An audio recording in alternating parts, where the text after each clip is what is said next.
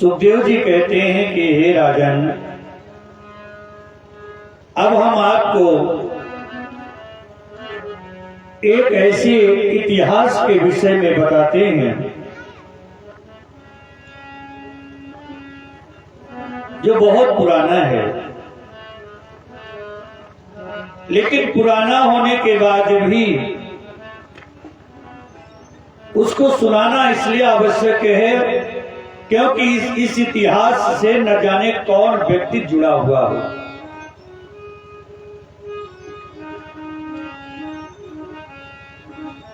इस इतिहास में क्या है कि व्यक्ति गलत संगत में होने के बाद भी और परमात्मा के धाम तक पहुंच जाता है।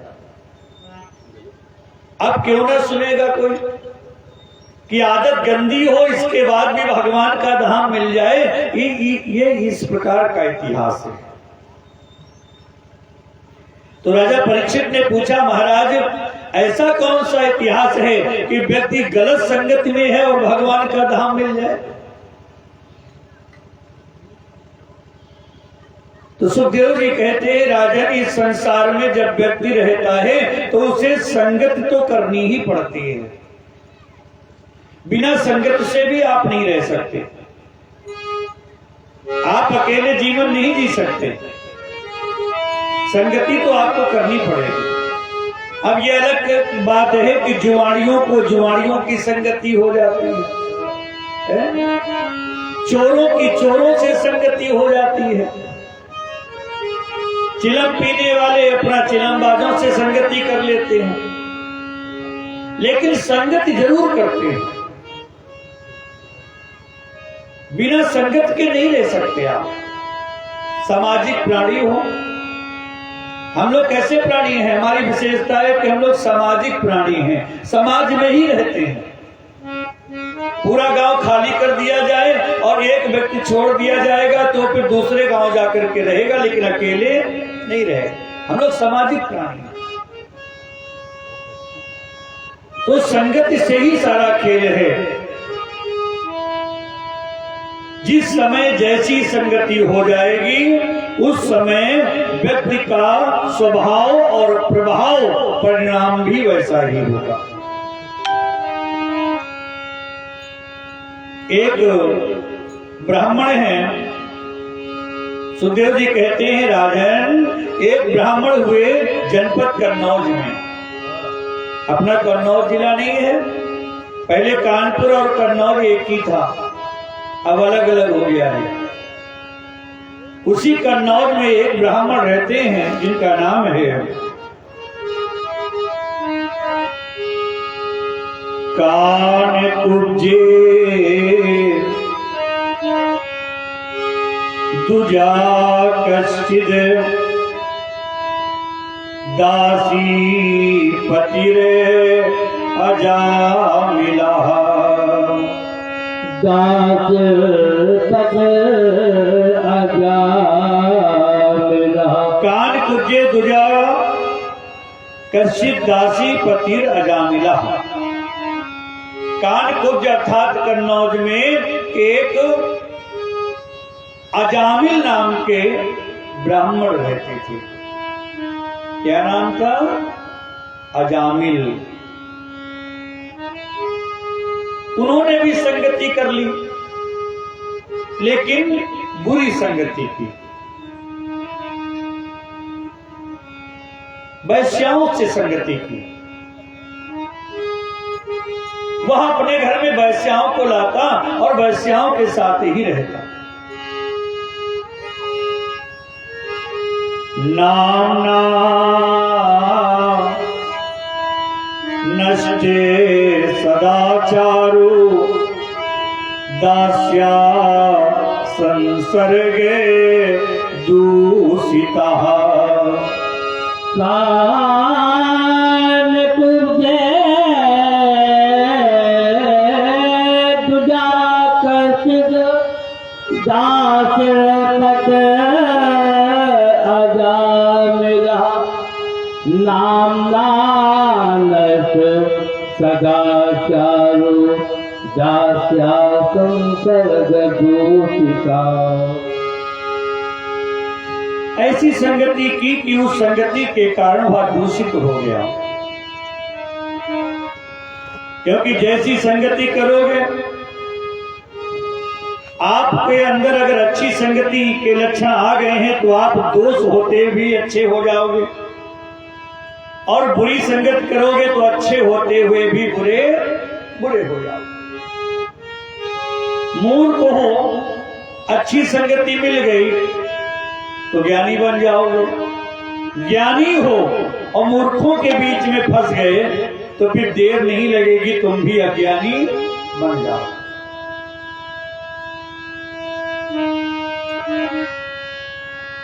सत्य सुधरई सत्य संगति पाई, और पार से पर से उघाते सुहाई। पारस परस उधात सुहाई। मूर्ख व्यक्ति भी सत्संगति पाकर के सुधर जाता है, लेकिन ये ब्राह्मण होकर के और वैश्याओं से संगति कर ली। भाई और लोग अगर ये काम करें तो एक बार लोग कहते हैं कि भाई वो ऐसे हैं कर दिए, लेकिन अगर पंडित जी करने लगे तब तो बहुत बुरी बात है। पंडित जी होकर के, ब्राह्मण होकर के और मैं वैश्याओं से संगति करूं और अपने घर में रखूं तो अब तो बहुत बुरी बात है, जिसके कारण से ये दूषित हो गया। लेकिन कुछ पूर्व जन्मों का ऐसा प्रारब्ध था, कभी कभी हमारे जीवन में पिछले जन्मों के कर्म हमारे जो हैं वो फल के रूप में उदय हो जाया करते हैं। कि एक दिन अजामिल के घर में बहुत सारे संत आ गए। संतों को पता नहीं था कि ये ब्राह्मण है, वैश्याओं को रखता है। वो तो ये समझे कि ब्राह्मण का घर है तो पवित्र होगा।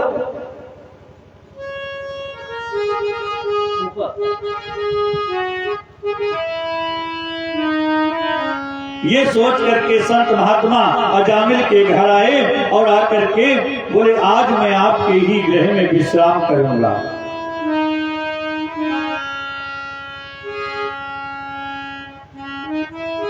अजामिल ने कहा, ठीक है महाराज, आप हमारे यहाँ आए हैं तो जैसा कुछ बनेगा वैसा हम स्वागत करेंगे। उसने जो पत्नियां रखी थी अपनी, उसके साथ में मिल करके और उन ब्राह्मणों का, उन संतों का स्वागत किया, सत्कार किया। जब वो संतों ने उसके घर का भोजन खाया, रात में लेटे और जब उनकी बातचीत सुनी तो उससे पता चला कि अरे मैं तो वैश्या के घर में आ गया हूं, और जिनका मैंने भोजन किया है वो दूषित भोजन है। लेकिन अब क्योंकि कर लिया है, मैं इसके घर में आया हूं, और कहते हैं कि जिसके घर में संत पैर रख देते हैं उसका कल्याण होता है। अब अगर इस अजामिल का कल्याण नहीं हुआ तो हमारे संत होने में दोष है।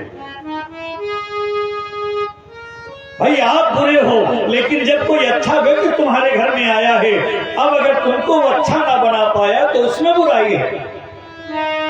लोहा जब तक पारसमणि को ना छुए तब तक लोहे में कोई दिक्कत नहीं है, लेकिन पारसमणि के स्पर्श के बाद भी अगर लोहा लोहा रहता है, भाई लोहा है वो किसी को छू नहीं रहा है तो लोहा ही है। लेकिन पारसमणि का स्वभाव ये है कि जब वो लोहे को छूती है तो पारसमणि के स्वाभाविक गुण के कारण कुघात भी सोना बन जाता है।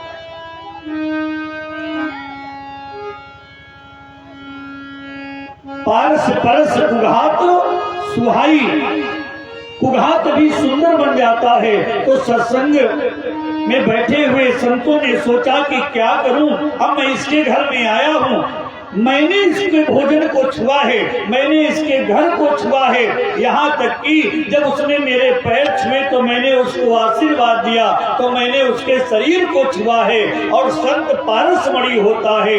अब अगर ये बदलता नहीं है तो फिर मेरे पारस होने पे संदेह होगा, इसलिए इसे बदलने का काम अब हमारा है। अब इसे बदलने का काम हमारा है। तो इसको कैसे बदला जाए? रात्रि भर वो सब संत विचार करते रहे कि वैश्याओं की संगति में होने के बाद भी इसका परिवर्तन कैसे हो, इसको भगवान का धाम कैसे मिले। सारी रात हो गई, कोई विचार निकल करके नहीं आया। सवेरे जब जाने की तैयारी हुई तो अजामिल ने कहा कि हे महात्माओं, जा रहे हो, दक्षिणा नहीं लोगे? क्योंकि भोजन के बाद क्या दिया जाता है? दक्षिणा। अभी कल आप लोग भोजन कराने ले गए तो फिर चलते वक्त फिर दक्षिणा मिली। भोजन के बाद दक्षिणा, बोले महात्मा आप लोग जा रहे हो, दक्षिणा नहीं लोगे? अब संतों ने सोचा दक्षिणा भी, ये भी दूषित है। तभी आपस में विचार किया, बोले दक्षिणा तो लेंगे,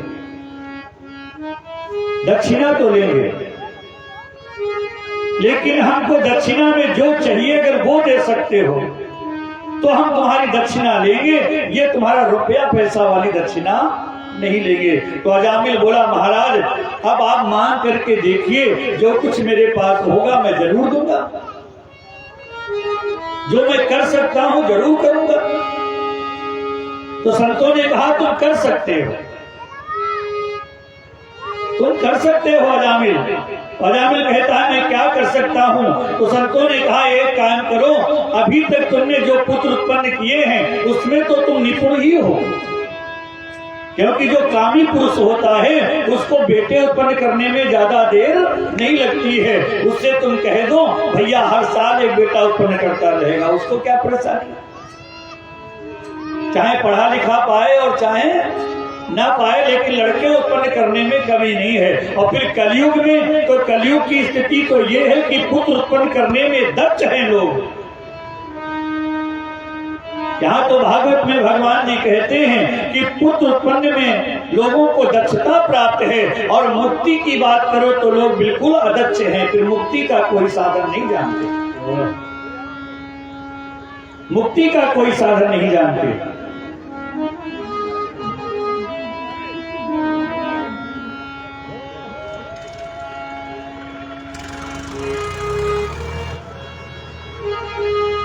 राम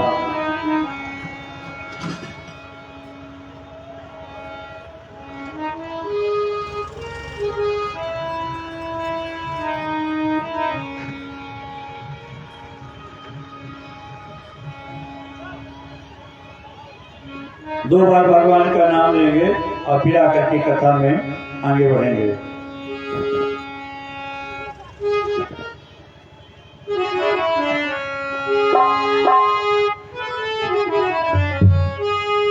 गोविंद मेरो है, गोपाल मेरो है, मेरो है, गोपाल मेरो है, गोविंद मेरो है, गोपाल मेरो है, गोविंद मेरो है, गोपाल मेरो है, श्रीमान के बिहारी नंदलाल मेरो है, श्रीकांत के बिहारी नंदलाल मेरो है, गोविंद मेरो है, गोपाल मेरो है, गोविंद मेरो है, गोपाल मेरो है, श्रीकांत के बिहारी नंदलाल मेरो है, श्रीकांत के बिहारी नंदलाल मेरो है, गोविंद मेरो है, गोपाल मेरो है, गोविंद मेरो है, गोपाल मेरो है। आज अजामिल ने कहा कि हे संतों, आप हमसे कह करके देखिए कि दक्षिणा में क्या चाहिए। तो संतों ने कहा कि दक्षिणा में हमको ये चाहिए कि अभी तक तुमने पुत्र उत्पन्न किए हैं, एक और करो। इतने किए हैं, अब एक और करो। अजामिल बोला, ये काम कौन सी बड़ी बात है महाराज, 1 साल बाद आइएगा, आपको एक बेटा मिल जाएगा। क्योंकि जब हमें वैश्याओं के साथ में ही रहना है तो एक न सही दूसरी, दूसरी न सही तीसरी। महात्माओं ने कहा, हम लौट करके नहीं आएंगे, बस हमको एक वचन लेना है तुमसे। बोले, वचन क्या लेना है? अब जब तुम बेटा उत्पन्न करना तो जो भी तुम्हारे घर में बेटा आए उसका नाम तुमको रखना है मेरे आधार पर। अजामिल बोला, क्या नाम रखेंगे? तो महात्माओं ने कहा कि उस बेटे का नाम नारायण रखना। क्या रख देना? नारायण। बस इतनी हमारी दक्षिणा, इतनी ही हमारी दक्षिणा है कि उस बेटे का नाम तुम नारायण रख देना बस। अजामिल बोला, ठीक है महाराज, हम याद रखेंगे, जब भी हमारे कोई संतान होगी हम उस बेटे का नाम नारायण रखेंगे। महात्माओं ने कहा कि काम हो गया, और भैया हमने जितना खाया था उतना काम कर दिया है। अगर इसने नाम रख लिया तो इसका कल्याण हो जाएगा। महात्मा तो चले गए। समय आया, अजामिल के घर में एक बेटे ने जन्म लिया।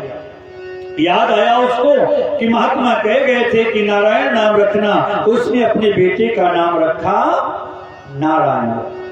अब नारायण जब उसने नाम रखा तो जैसे ही नाम नारायण रखा तो खिलाने के लिए बैठता तो बेटे को खिलाता नारायण नारायण कह करके। और नारायण नाम किसका है? भगवान। जब उसे बुलाता तो नारायण कहकर के बुलाता, और बेटे से इतना प्रेम करता कि हर बात पे नारायण इधर आओ, नारायण उधर जाओ, नारायण ये लेकर के आओ, नारायण वो करो। सारा दिन वो नारायण नारायण करता रहता। और व्यास जी कहते हैं जितनी बार वो नारायण कहता उतनी बार उसके धर्म के खाते में नारायण शब्द जुड़ जाता। बोलिए वृंदावन बिहारी लाल जय। धीरे धीरे करते बालक बड़ा होता रहा और वो नारायण नारायण कहता रहा। तो नारायण नारायण कहने से उसको जो परमात्मा के नाम लेने का खजाना था वो काफी बड़ा हो गया। क्योंकि भगवान का नाम क्या है? धन। भगवान का नाम क्या है? ये बात तो आप ध्यान ही रखिए। कल भी मैंने बताया था, कुंती ने कहा था कि मेरे लिए आप ही धन हो। जैसे आप लोग 1-1 रुपए नहीं जोड़ती हो, और समय आने पर जब आवश्यकता पड़ती हो तो काहे में जोड़ते हैं रुपए? क्या बोलते हैं उसको? गुल्लक। कितने लोगों ने गुल्लक रखी बचपने में? सब लोग बताओ। रखी? ऐसा तो हो ही नहीं सकता कि माटी की गोलक ना लाए, क्योंकि बचपने में गुल्लक तो मेला से आती ही आती है। और गुल्लक में क्या डालते थे? 1 रुपया, 2 रुपया, 10 रुपया ऐसे डालते हो।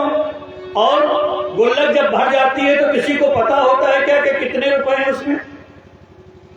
कोई नहीं जानता, क्योंकि आप जब भी डालते हैं डाल करके भूल जाते हैं।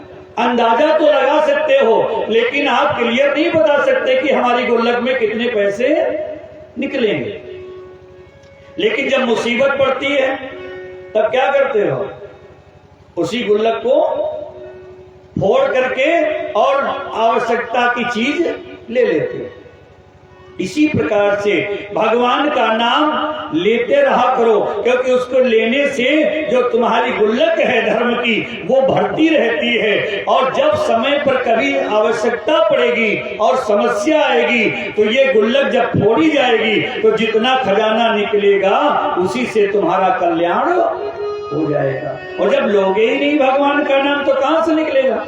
जिसके घर में गुल्लक ही नहीं है तो धर्म की गुल्लक में परमात्मा के नाम का धन 1 बार कहे के 1 रुपया, 10 बार कहे के 10 रुपए जैसे डालते हो, सहस्त्र नाम जपते हुए 1000 बार ऐसे ही परमात्मा के नाम का धन उसमें डाल देना चाहिए और डाल करके भूल जाना चाहिए। समय आने पे काम करेगा। तो बेटे का नाम लेता है। लेकिन तुलसी बाबा कहते हैं भैया इस संसार में चाहे जैसे भगवान का नाम लो, लेकिन भगवान को यही लगता है कि वो हमारे ही नाम ले रहा है। भगवान भी इतने भोले हैं। भगवान का भोलापन देखिए। भगवान कहते हैं मैं लगन देखता हूं। लगन, जैसे व्यक्ति को लगन कितनी अच्छी है, जितनी अच्छी लगन गोपिकाओं को भगवान के नाम लेने में है, उससे कम लगन कंस को नहीं है। कंस भी उतनी लगन से लेता है, नहीं लेता जितना गोपिकाएं लेती हैं कृष्ण कृष्ण कृष्ण कृष्ण। जितना गोकुलवासी कृष्ण कृष्ण बुलाते हैं, उतना ही कंस भी कृष्ण कृष्ण बुलाता है। लगन उसकी भी है। शत्रु है तो क्या हुआ, लेकिन सोते वक्त कहीं कृष्ण आ जाए, उठा कहीं कृष्ण मिल जाए, इधर से ना निकल करके आ जाए, ऊपर से ना आ जाए, नीचे से ना आ जाए, हर समय उसको ध्यान में कृष्ण ही रहते हैं। भगवान कहते हैं मैं ध्यान देखता हूं, लगन देखता हूं, और लगन में यदि मेरा नाम उसके अंतर मन में चल रहा है तो फिर मैं उसे मोक्ष भी देता हूं और उसको मिलता भी जरूर हूं। वो चाहे मेरा मित्र हो अथवा शत्रु हो, वैश्याओं को रखने वाला चाहे अजामिल क्यों ना हो, लेकिन लगन में उसके नारायण नारायण था। यद्यपि वो बेटे को बुलाता था, लेकिन भाव कुभाव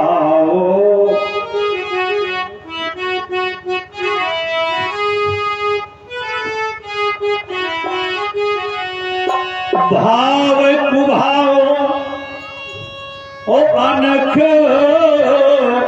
आलस हूँ, नाम जपत मंगल दिस दस हूँ। भाव कुभाव अनख आलस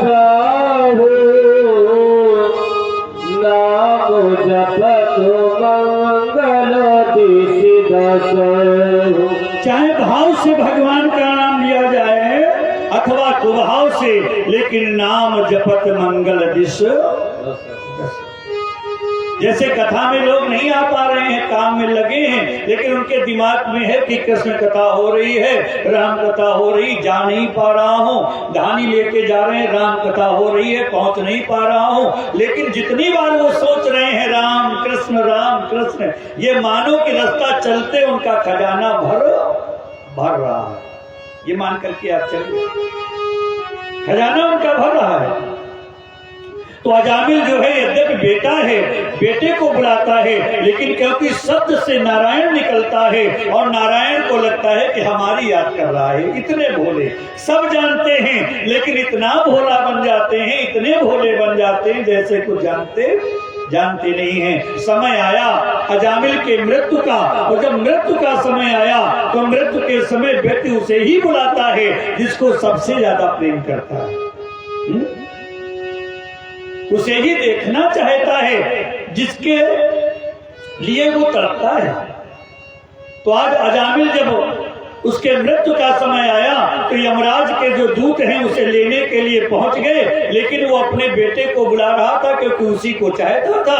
कह रहा था नारायण नारायण नारायण। जैसे ही नारायण नारायण बोल रहा था, भगवान ने कहा ये तो हमें बुला रहा है। भगवान भी आकर के खड़े हो गए पार्षद स्वरूप में, स्वयं पार्षद स्वरूप में आकर के खड़े हो गए और कहने लगे इसे मैं ले जाऊंगा। तो यम के दूतों ने कहा मैं ले जाऊंगा। नारायण बोले तुम नहीं ले जा सकते, ये मुझे बुला रहा है। यमदूत कहते ये अपने बेटे को बुला रहा है। बोले नहीं, बुला तो नारायण को रहा है और नारायण तो मैं ही हूं, और कोई नारायण है नहीं, इसीलिए मैं ले जाऊंगा। बोले नहीं महाराज, ये पुत्र मुंह में फंसा है। भगवान बोले तो क्या हुआ, पुत्र मुंह में सही, लेकिन इसने जो मेरा नाम जपा है न भाव से सही, पुत्र भाव से सही, परंतु इसने पुत्र भाव में नारायण को देखा है। इसलिए पुत्र का दायित्व है कि पिता को मुक्ति मिलनी चाहिए। इसने मुझे पुत्र स्वरूप में स्वीकार किया है, अब मेरा दायित्व है कि इस पिता का भी कल्याण होना चाहिए। तो परम पिता ने, क्योंकि पुत्र भाव से नारायण बुला रहा था, इसलिए स्वयं पुत्र बन करके मानो उसे लेकर के अपने धाम में ले गए और एक पुत्र की भांति पिता को जो गति देनी चाहिए वो परम गति को प्रदान करते हैं। बोलिए वृंदावन बिहारी लाल की जय हो। तो ध्यान रखिएगा, भगवान का नाम हर प्रकार से कल्याणदायी है, हर प्रकार से कल्याणदायी है। अरे भाव कुभाव अनख आलस हूँ और नामो जपत मंगल दिस दस भाव को